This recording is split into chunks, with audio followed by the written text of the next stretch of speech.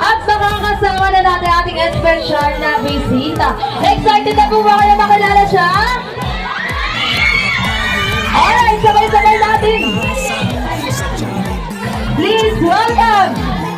Siya ay may dalawang malaging mata, bibig na lagi nakatawa at kung lumakad ay pa-kembot-kembot pa. Please welcome my best friend, your best friend, kailangan best friend ng bida ng saya walang iba kundi si best friend, Johnny Deere!